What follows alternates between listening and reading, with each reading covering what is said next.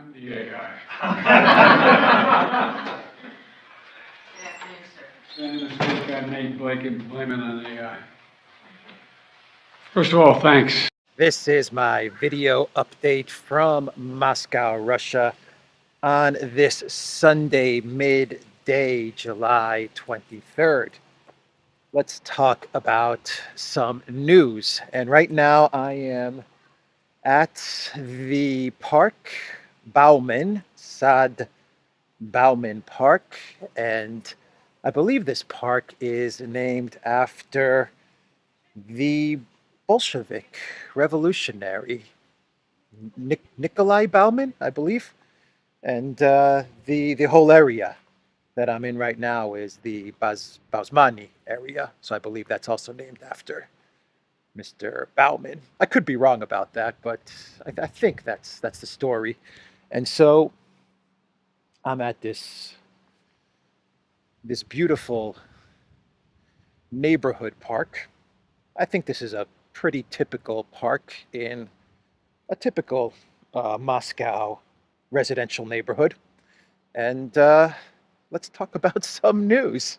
So let's see. Joe Bidenopoulos, Greece's favorite son, he had a conference, a leadership meeting on artificial intelligence, and as he entered the room to address the media, Joe Biden said something along the lines of, if you're looking for Abraham Lincoln, I am the AI, or I'm the artificial intelligence of Abe Lincoln, or something like that. You guys saw the video intro, and everyone is now talking about how Biden is the AI. I am the AI is the Biden quote, which is probably one of the most accurate descriptions of Joe Biden as being artificial intelligence. And and this is a kind of a clown world that I'm opening up with, because Dmitry Medvedev, he jumped on the opportunity to dig into Joe Biden and his "I am the AI" statement. And this is what Dmitry Medvedev tweeted: "When you listen to a hit by Green Day from the 2004 album of the same name, it becomes clear what Sleepy Joe meant by saying that he was an AI."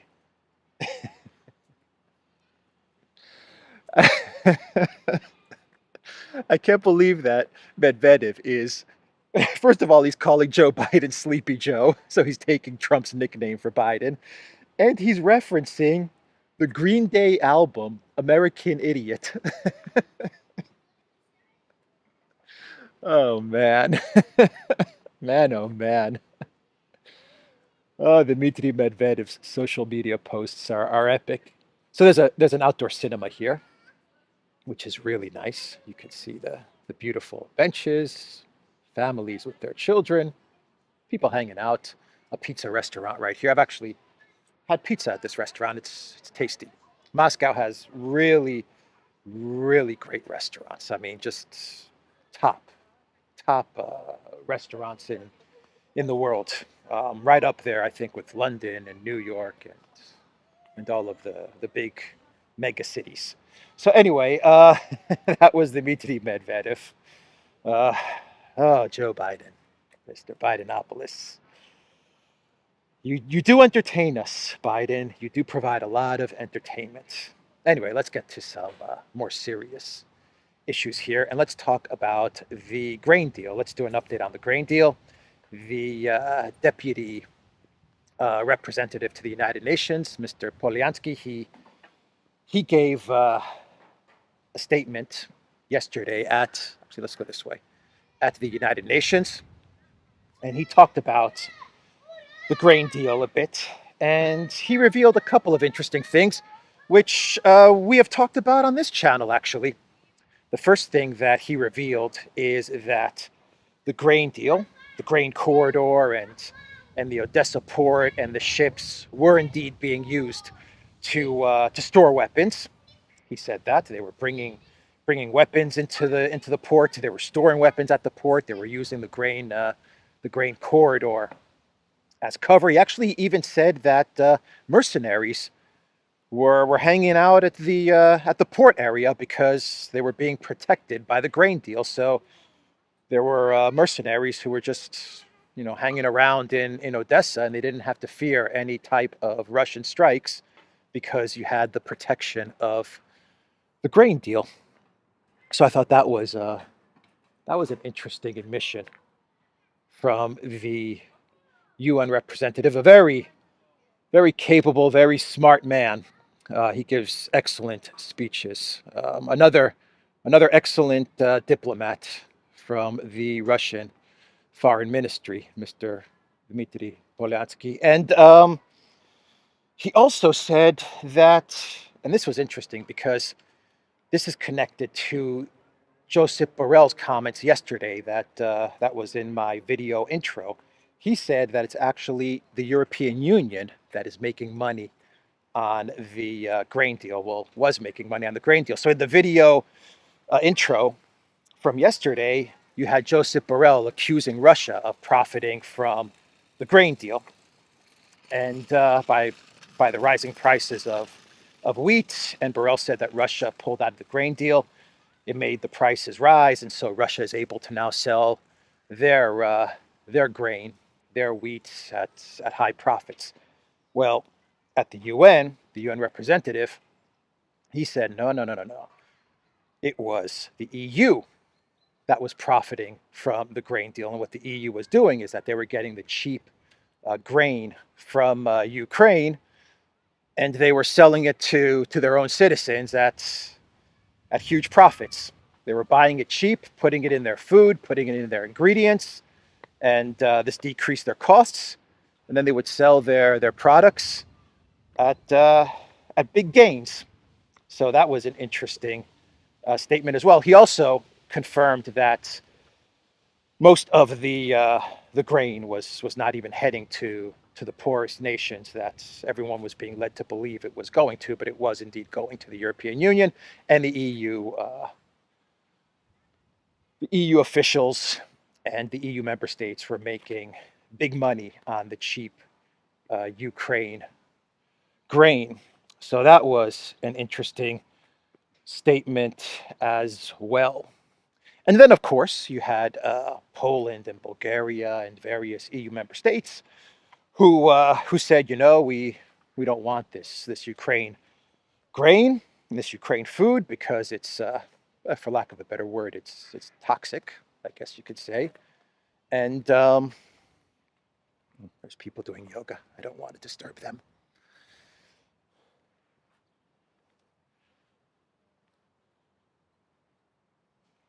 Don't want to disturb the yoga.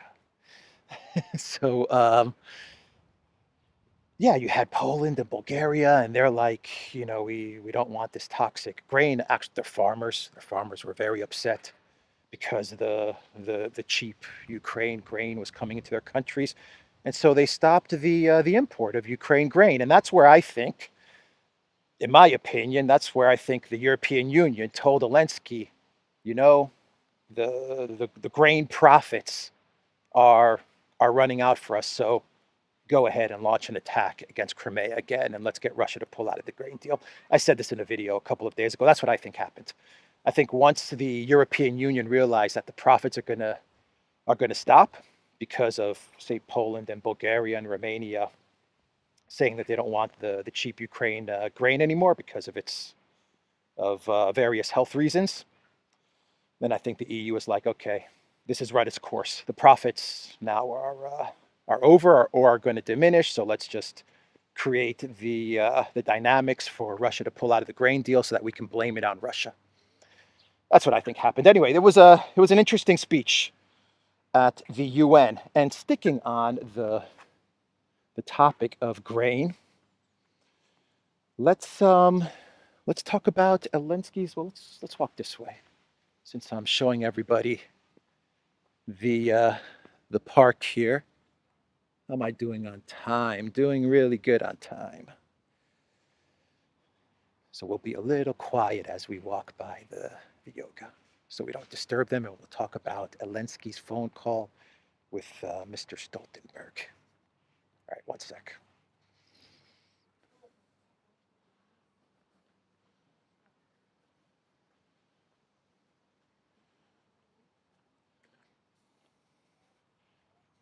Okay, let's talk about Elensky's call with the NATO chief, Mr. Stoltenberg. And in this phone call, Elensky begged Stoltenberg for protection for the grain deal.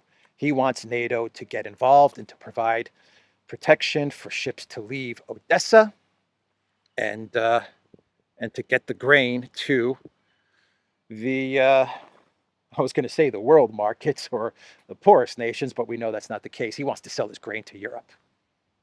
Zelensky wants the money, the moolah, and he told Stoltenberg, "I want NATO involved. I want NATO in here. I want them to protect the ships." That was what Elensky was asking NATO for. It's okay. He wants the money, absolutely. I need Stoltenberg. You come. You protect ships, and the NATO protects ships. I make much money, and with this money, I buy many homes. So come on, Stoltenberg, come protect ships. But the uh, the other reason that Elensky would like NATO to jump in is not only about the money. It's because he's trying to create the scenario where NATO has to confront Russia, because Russia has said that any ships that enter these waters, we're going to consider them as carrying weapons and arms, and we're going to target them.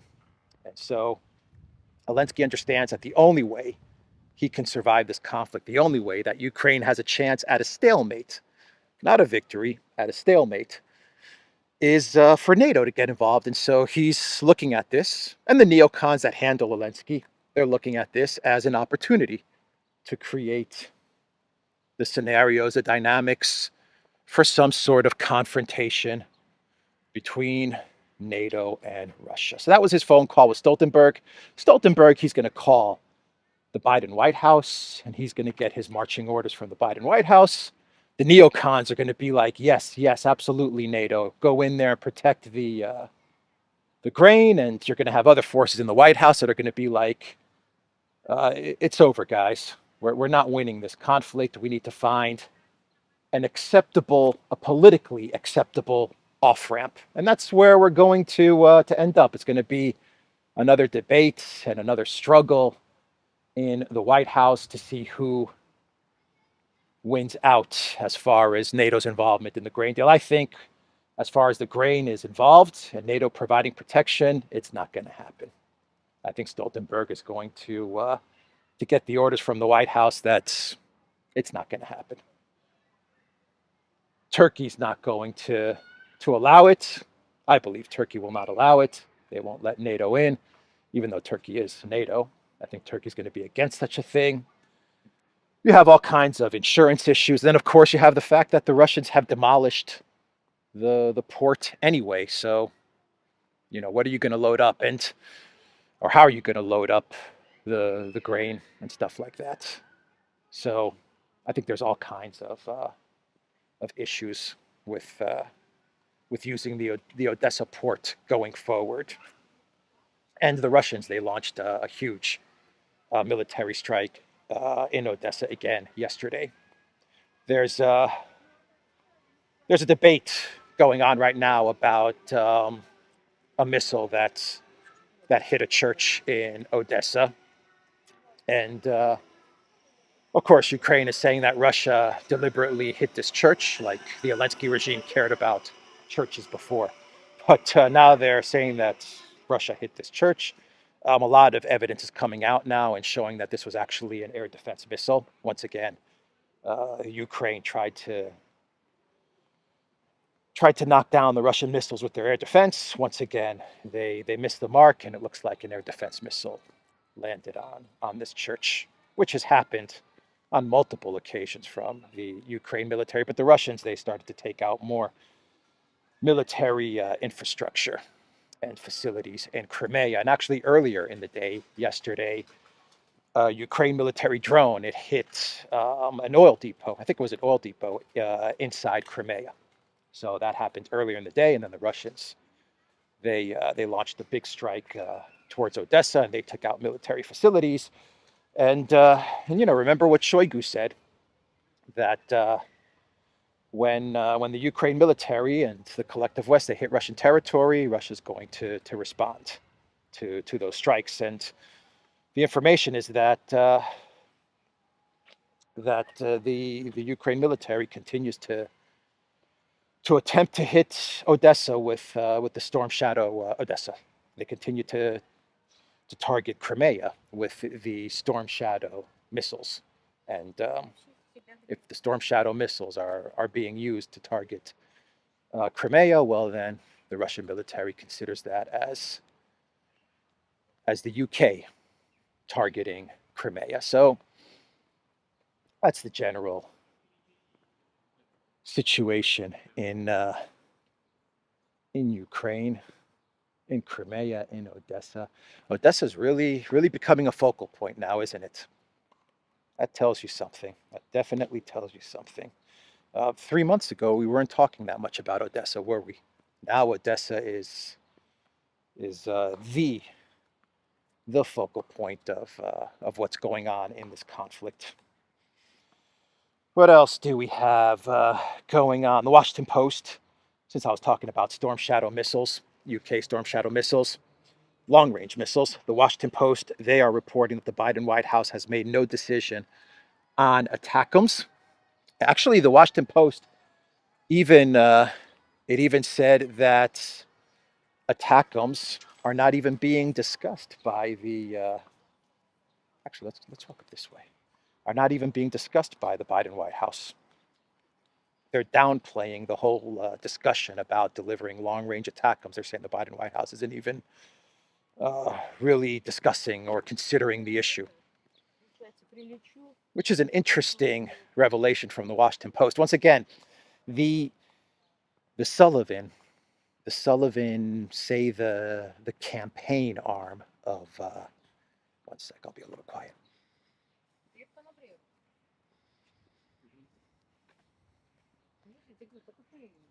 I didn't want to disturb their photo shoot.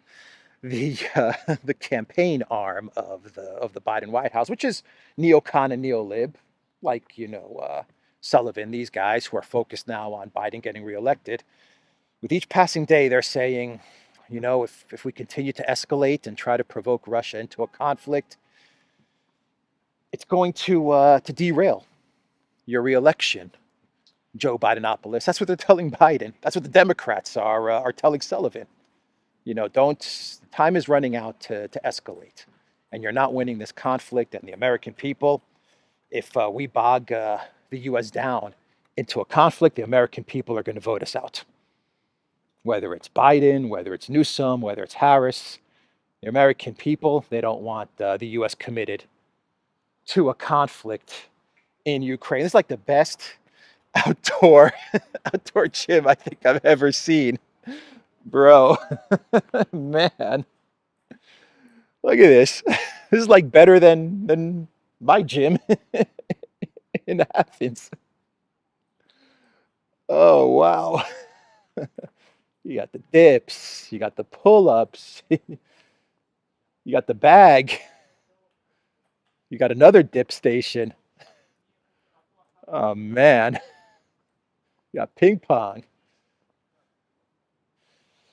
Anyway, yeah, that's the deal with the escalation in the United States. With each passing day, the closer we get to elections, I think the more difficult it's going to be for Biden to escalate. I mean, the neocons are going to push him hard. They're going to make the argument for escalation, and you're going to have to escalate because it's going to look good if you appear tough towards Russia and if you can defeat Russia as you run for re-election.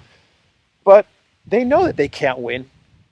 Sullivan knows that they have lost, right? He knows that they lost, and so he's gonna get pressure from the Democrats to figure out a politically acceptable way for some sort of off ramp or for some sort of way to drag this conflict out, at least till after the elections.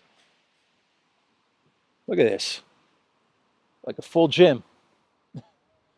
It is a full gym.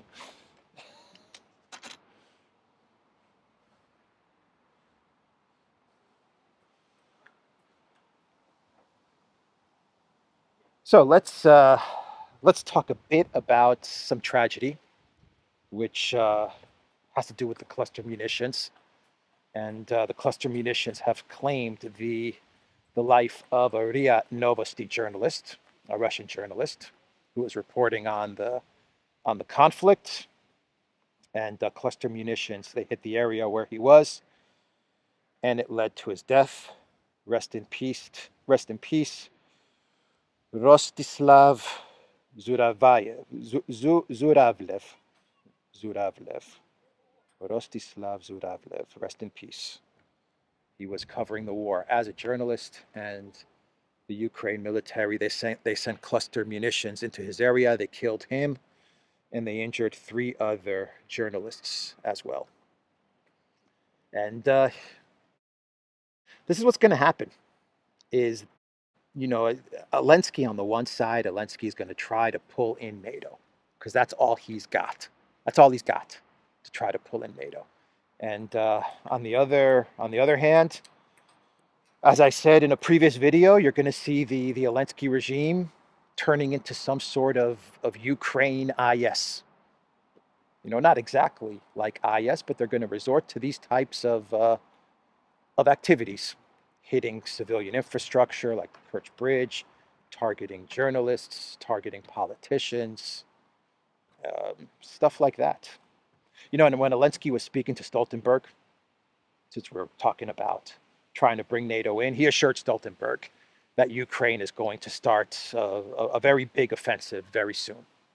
He said that Ukraine has big plans in the big counteroffensive, and it's coming up very soon. That's what Elensky told Stoltenberg.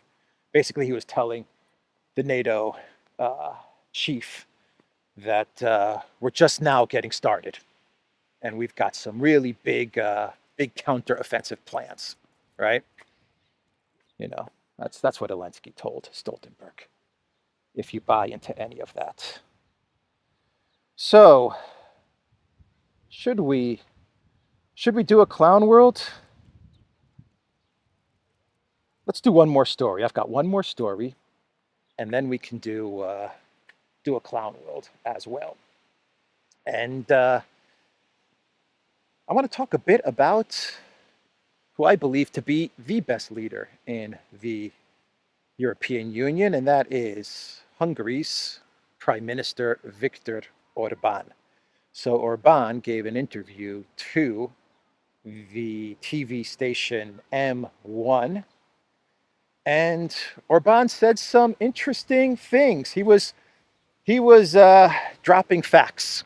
Orbán, perhaps the only EU politician who is dropping facts and telling the truth about the situation.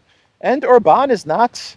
He doesn't say this from a pro-Russian standpoint. He says this from a pro-Europe standpoint. I mean, Orbán is not, cheerleading for Russia to win or Ukraine to win. He wants the war to end, and he wants his country and Europe, not even the European Union, Europe to survive and not suffer. And so Orbán, he just came out and said it in this interview. He said, look, in 10 years, I think he said 10 years, France, the UK, Italy, they're going to not even be considered wealthy European countries. Greek cafe, Greceski, Greceskoi cafe, Sito. And there you can see the beautiful gold dome of the church. All right, and I can even hear some zorba playing right there. So if you're watching this from Greece or Cyprus, come to Moscow to enjoy some Greek food. and Viktor Orbán said, yeah, UK, Italy, France, their economies are shattered. They're not going to be considered top 10 economies. And he also said that Germany, in 10 years, Germany's gonna drop out of being a top 10 economy as well. So interesting statements from Orban. And then what else did Orban say? He said the sanctions aren't working. He said this like a million times, but no one's listening to Orban. He's like, the sanctions do not work. He said Russia's fine, the Russian economy is fine. He said our economies are a big freaking mess. Our economies are collapsing. Russia's economy is growing. It's not working. So some very interesting admissions from Orban. Ursula is going to ignore Orban's statements. Russia's economy is in tatters. I'm telling you, in tatters, Mr. Orban. You're not listening to me. You're not listening to me, Viktor. Trust me, Russia is taking microchips out of washing machines. I know this as a fact. That's what she's going to tell Orban. Orban's going to be like, oh, brother, Ursula, she's von der crazy. That's what he's going to say. He's going to look at Peter Siarto. They're going to be listening to Ursula telling them, but Victor, I'm telling you, Russia's economy is in tatters. And Viktor Orban's going to look at Peter Siarto and they're going to be like, man, Alex is right. She really is cuckoo for Cocoa Pops. I'm joking. I'm joking around. So that's the latest statements from Viktor Orban. And let's do a clown world, and we'll wrap this video up. I think we did a nice tour of the park. That's the area that the kids can buy the little Ferraris, and the Corvettes, and drive them around this park. I think this is like a little детский мир type of area, like children's world, children's playground, like right over here. So it's nice. Anyway, let's do a clown world, and this will be an evil clown world. We'll call this an evil clown world because I did a clown world in the beginning, so we'll do an evil clown world now to wrap up this video. And Victoria Nuland heading to South Africa 1 week before the BRICS summit kicks off in South Africa. Victoria Nuland is going to pay a visit to South Africa. What's the agenda? The agenda is to convince South Africa to move away from BRICS. That's the agenda. So for everybody in South Africa, prepare prepare for evil clown world. Victoria Nuland is going to make an appearance on your land, and God be with you, people of South Africa. Our hearts, our thoughts, and our prayers are with you as you have to deal with Victoria Nuland arriving in your country. Anyway, that's the video, everybody. theduran.locals.com. We are on Rumble, Odyssey, BitChute, Telegram, and Rockfin. And go to the Duran shop. 10% off. Use the code GOODDAY. Free Assange. Free Pablo Gonzalez, who is in, I believe, a Polish prison. And I don't even know what the charges are. Well, actually, the charges are that he was a journalist for Russia reporting from the Donbass. That's now considered a crime. And, of course, free Gonzalo Lira. That's the video, everyone.